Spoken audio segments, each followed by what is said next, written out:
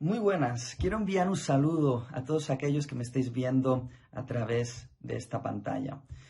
Os saludo desde mi casa, el lugar de cuarentena para mí y mi familia, en estos días de crisis mundial a causa de la pandemia por el coronavirus.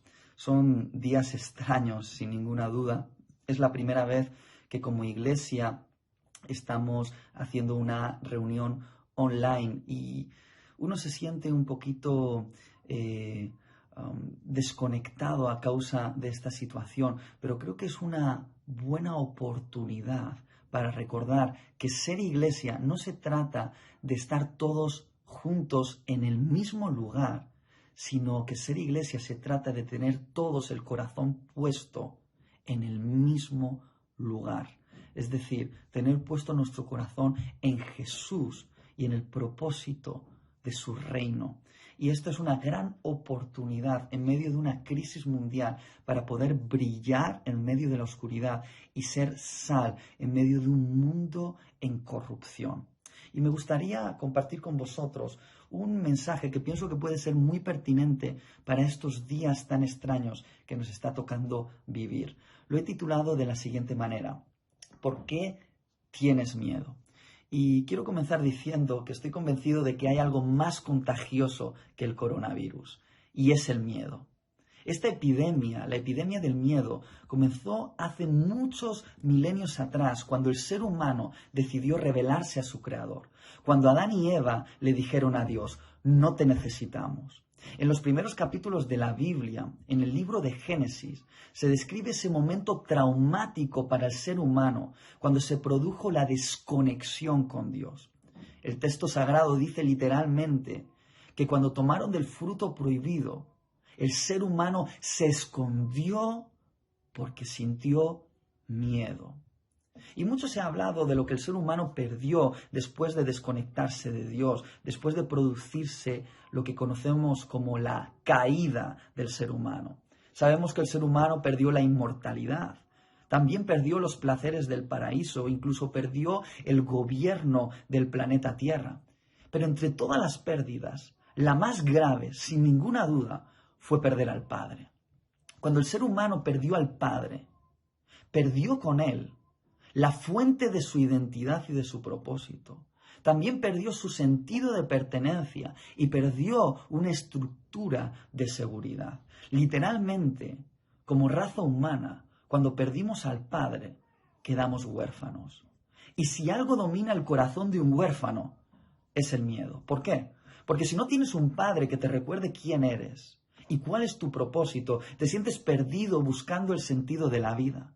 Porque si no tienes un padre que te dé pertenencia, te sientes aislado y en una terrible soledad. Porque si no tienes un padre que te dé seguridad, solo te tienes a ti mismo para sobrevivir. Y eso da mucho miedo. Y lo único que da tranquilidad a un alma huérfana es la ilusión del control. Y digo ilusión porque no hay mayor engaño que creer que puedes tenerlo todo controlado. Pero nos creemos esa mentira. Nos creemos nuestro propio engaño y nos aferramos a la idea de que podemos tenerlo todo controlado. Nos aferramos con uñas y dientes de forma desesperada y decimos: tengo mi mundo bajo control. Y parece ser que sí, hasta que de repente llega un virus hipercontagioso a nuestro mundo y hace que el espejismo del control se desvanezca frente a nosotros. Y entramos en un ataque de pánico, evidenciando que seguimos sintiéndonos huérfanos, a pesar de que habíamos calmado esa sensación con nuestro estilo de vida, nuestro dinero, nuestro sistema sanitario, nuestros coches, nuestras casas, nuestros sistemas de seguridad. Pero podemos tener todo eso, pero nos sentimos carentes de lo más importante, carentes de un Padre todopoderoso. Entonces es cuando vamos al supermercado y arrasamos con todo, buscando otra vez la sensación de seguridad, buscando desesperadamente tenerlo todo bajo control una vez más. Llenamos nuestras neveras, nuestras despensas y nuestros armarios de toda la comida que podemos, todos los medicamentos que podemos, todos los sistemas de seguridad que podemos y, cómo no, todo el papel higiénico que podemos, porque es lo primero que arrasamos en una crisis como esta. ¿Por qué? ¿Por qué hacemos esto?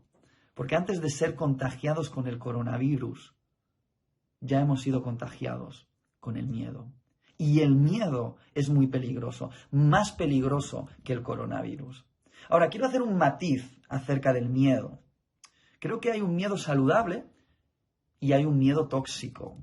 El miedo saludable es un sistema de autoprotección de nuestra mente que nos ayuda a sobrevivir en un mundo caído. Un mundo donde existe la maldad, las fieras, el veneno, las tragedias y las enfermedades. El miedo saludable es el que te hace tomar medidas preventivas, que te hace alejarte del peligro y el que te hace ser prudente. Y creo que ese es un miedo saludable porque puede salvarte la vida. Pero también creo que hay un miedo tóxico.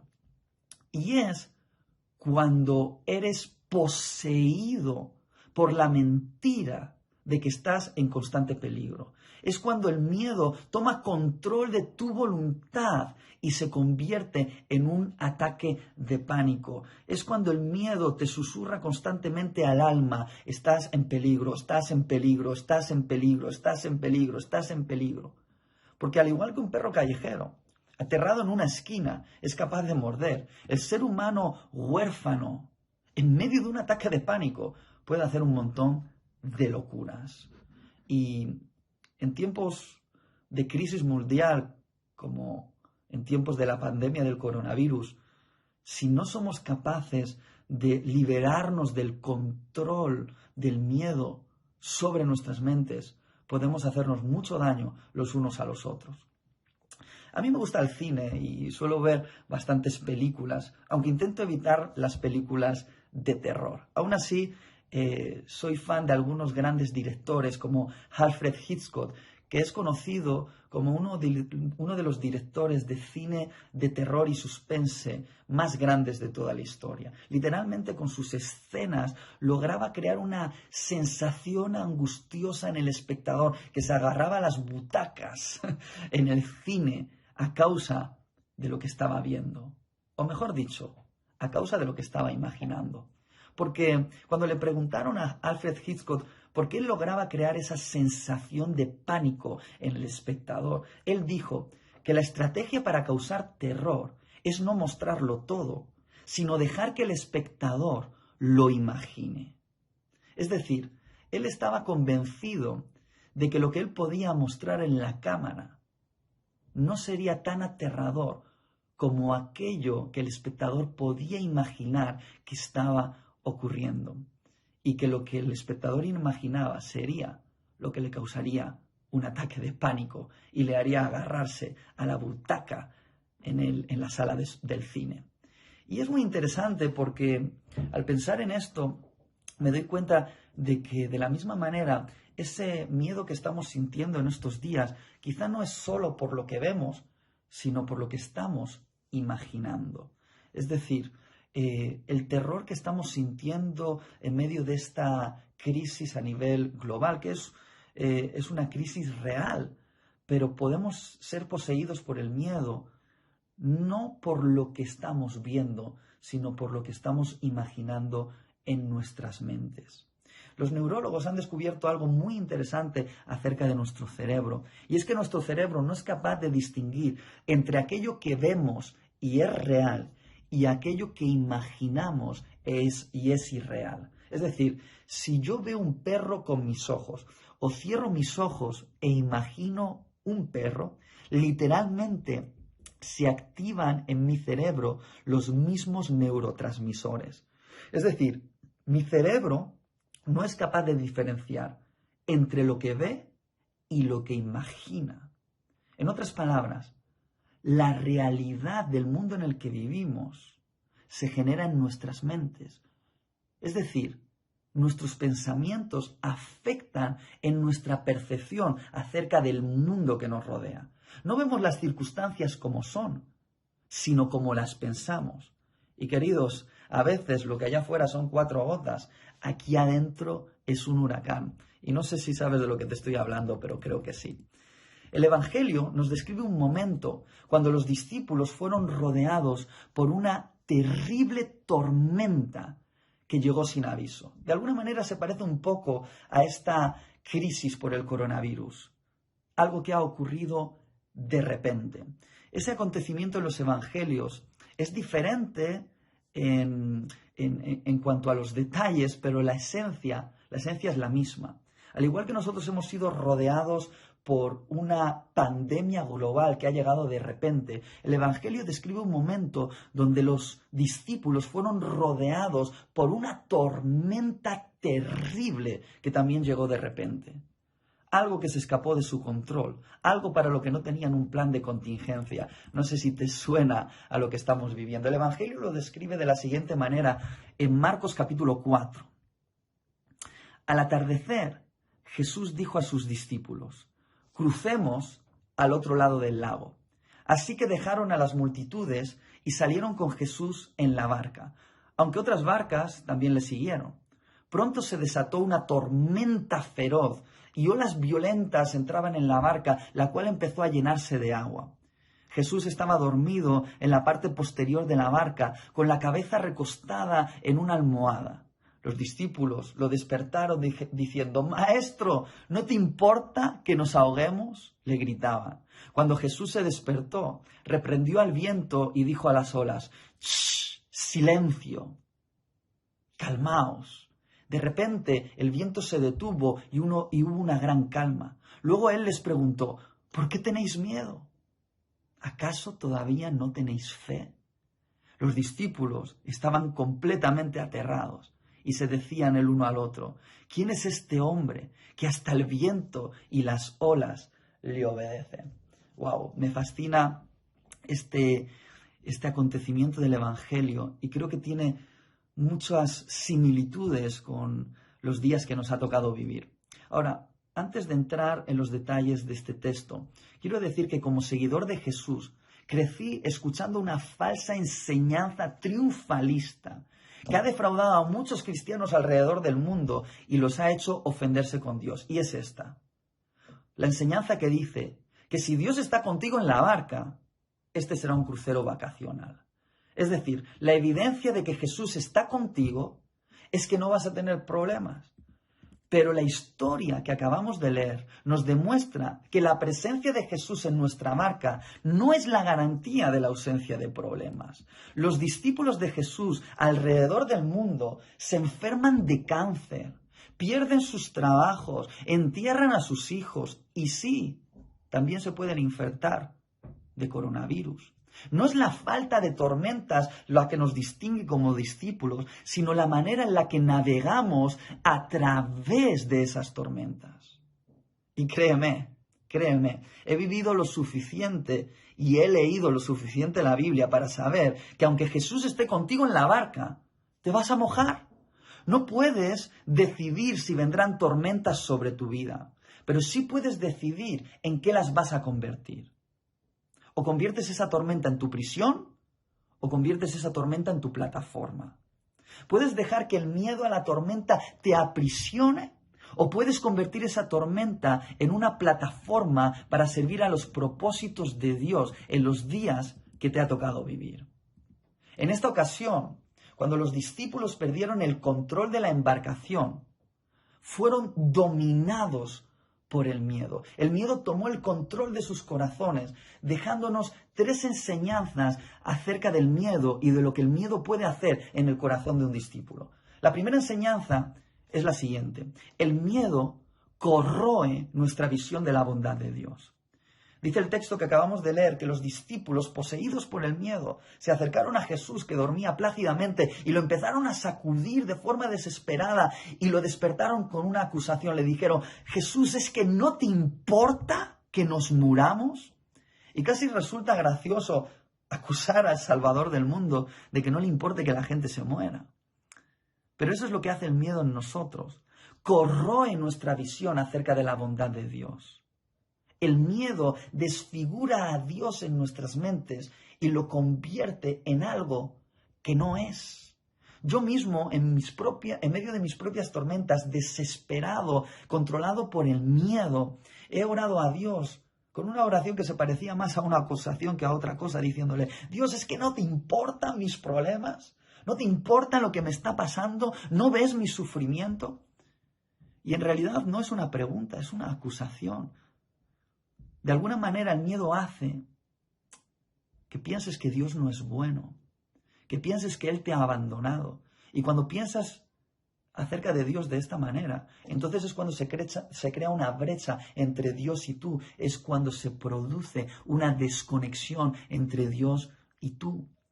Porque lo cierto es que Dios sigue siendo bueno a pesar de que nos ocurran cosas malas, de que Él en ningún momento nos prometió que no íbamos a tener tormentas en la vida, pero Él nos prometió su presencia en medio de esas tormentas. Y la bondad de Dios se manifiesta en que Él nunca nos deja solos. Incluso aunque no lo podamos sentir, aunque no lo podamos escuchar, aunque no lo podamos percibir, Él está con nosotros y Él sigue siendo bueno, porque su bondad ha sido expuesta delante de nosotros en esa cruz.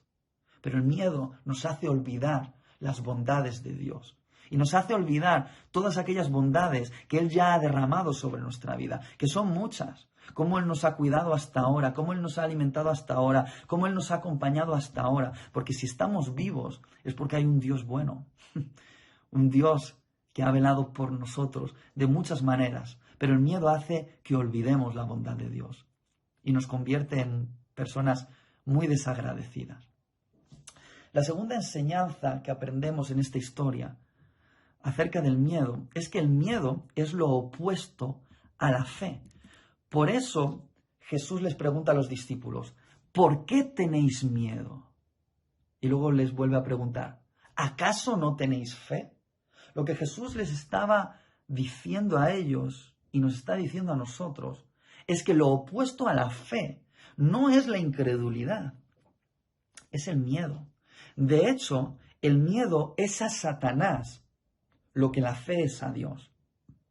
El miedo declara, Satanás dice la verdad, pero la fe declara, Dios dice la verdad.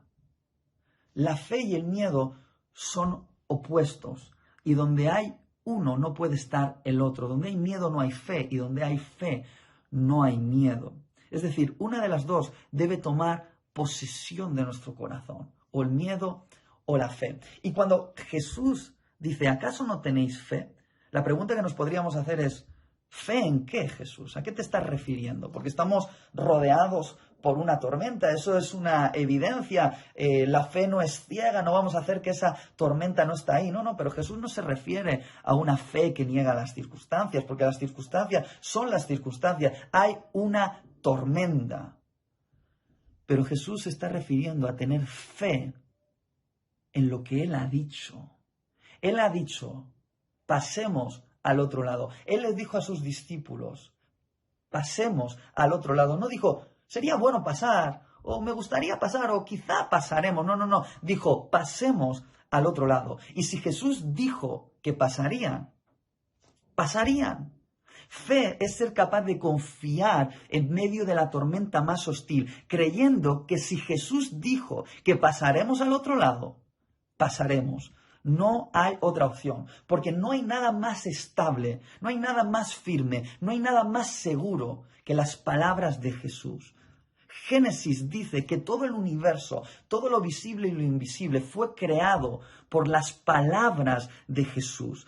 Y la Biblia nos recuerda que toda la creación se sostiene por el poder de sus palabras. No hay nada más estable en el universo que lo que Jesús diga. Y puedes confiar en lo que Él ha dicho. El problema es cuando ponemos en la boca de Jesús palabras que Él no ha dicho. Y ponemos fe en nuestras propias conjeturas. Es decir, Jesús no nos ha dicho que no vamos a enfermar, Jesús no nos ha dicho que no vamos a pasar crisis, Jesús no nos ha dicho que no vayamos a tener problemas. Y si tú pones tu fe en esas supersticiones triunfalistas de que todo te va a ir bien, de que no vas a sufrir, de que no vas a experimentar ninguna crisis, vas a ser muy decepcionado.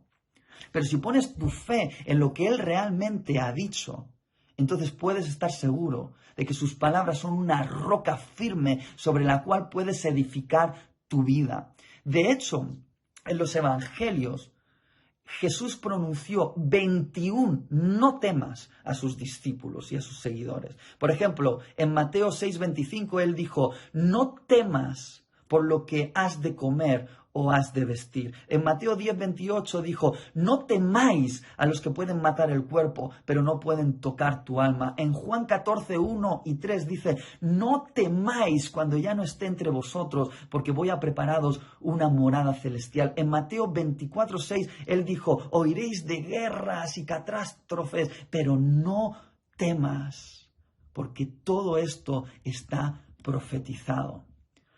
Todas esas no temas son seguros.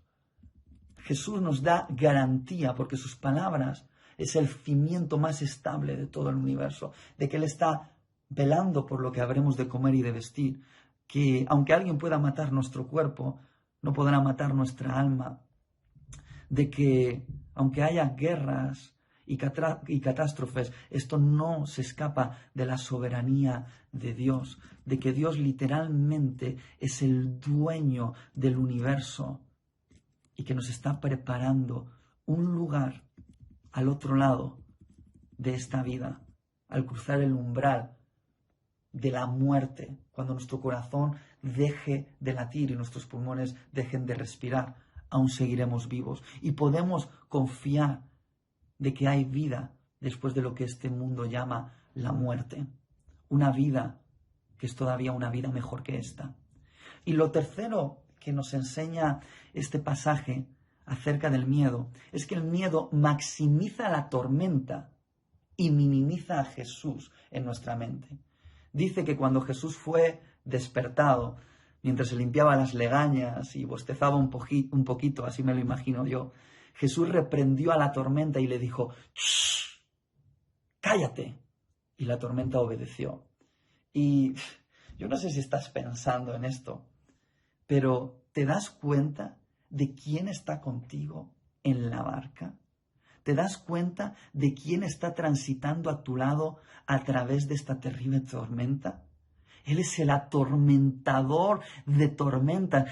Él es aquel capaz de ordenar a una tormenta que se calle y esa tormenta ha de obedecer a su voz. Es decir, alguien más terrible que el coronavirus está contigo en la barca. Y seamos claros, el coronavirus nos da miedo porque sabemos que el coronavirus puede matar nuestro cuerpo. Pero ¿qué tal si puede matar nuestro cuerpo, pero en realidad no puede matar lo que realmente somos? ¿Qué tal si la muerte no tiene ya poder real sobre nosotros? Porque este mundo dice que nada puede sobrevivir a la muerte, pero el Evangelio nos dice que Jesús en la cruz miró cara a la muerte y desafió al imperio de la muerte. Y Jesús con su muerte dio una mordida mortal a la muerte. Y aquel que venció a la muerte con su muerte está contigo en la barca y te promete su amistad. Y si Jesús está con nosotros en la barca, somos inmortales. Y yo sé que esto suena un poquito extraño y no quiero que parezca un mensaje triunfalista. Yo no estoy diciendo que no nos van a pasar cosas malas. Lo que estoy diciendo es que aunque nuestro corazón deje de latir o nuestros pulmones dejen de respirar, nosotros seguiremos eternamente vivos. Y es curioso, los cristianos dicen que creen en la vida eterna, pero viven como si la eternidad no existiese. Y eso se manifiesta cuando somos poseídos por el terror a morir a causa de una pandemia global. Y no digo que esto no sea una posibilidad, puede serlo. Pero aunque el virus pueda matar nuestro cuerpo, queridos, nunca podrá matar nuestra alma. Si Jesús está con nosotros en la barca, somos inmortales.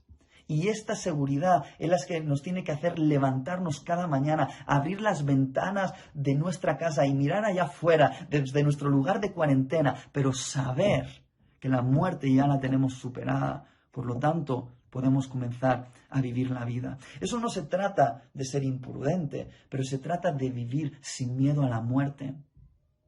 Porque el que está con nosotros en la barca nos ha dicho que vamos a pasar al otro lado. Y el otro lado es seguro. El otro lado el otro lado. El otro lado es la vida eterna y es vida eterna.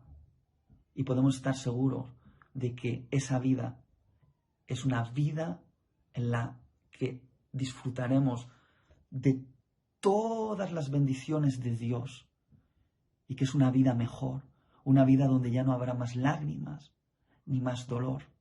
Y aunque es cierto que todavía nos queda mucha vida en este mundo, estamos aquí para vivir sin miedo y tener una vida que honre a Jesús, porque Jesús desafió a la muerte en esa cruz para que nosotros vivamos sin miedo a la muerte y podamos honrar su nombre en medio de un mundo que necesita discípulos que no le teman a la muerte. Y grábate esta verdad en tu corazón para el resto de tu vida. No hay un lugar más seguro que estar en el centro de la voluntad de Dios, aunque su voluntad sea que estemos en medio de una tormenta. Y quiero terminar diciéndote que la iglesia de Hechos de los Apóstoles aprendió esta lección. Y cuando fueron llenos del Espíritu Santo y pudieron ver que Jesús había vencido a la muerte, la peor tormenta que puede experimentar la humanidad, ellos se llenaron de un valor para predicar el Evangelio y compartir su fe con otros en medio de un mundo que lo necesitaba. Y Hechos de los Apóstoles nos describe un momento en el cual los discípulos estaban siendo oprimidos a causa de una gran persecución que vino sobre ellos. Y se reunieron para orar. Y oraron, dados de las manos, una oración que es muy pertinente para nosotros en este tiempo de crisis. Ellos oraron: Señor, los malos se han levantado en contra de tu reino y en contra de nosotros, tus discípulos. Pero ahora te pedimos que en medio de esta crisis tú nos des valor para predicar el Evangelio y ser lo que debemos ser en este mundo. Es decir, ellos oraron no para que los problemas cesasen, sino ellos oraron por valor para enfrentar los problemas. Y creo que esta debe ser nuestra oración en este tiempo de crisis que estamos viviendo. No necesariamente que se terminen los problemas, porque aunque la pandemia termine, ¿qué va a terminar? En el futuro vendrán otras crisis y quizá crisis peores, pero tenemos que aprender a orar por valentía para vivir como discípulos de Jesús en medio de un mundo que se desmorona y decirle al mundo que Jesús es de confianza, más que cualquier gobierno, más que cualquier científico, más que cualquier médico, más que cualquier institución. Podemos confiar en Jesús. Y esto lo predicamos, no con nuestras palabras, sino con una vida valiente en medio de un mundo en crisis.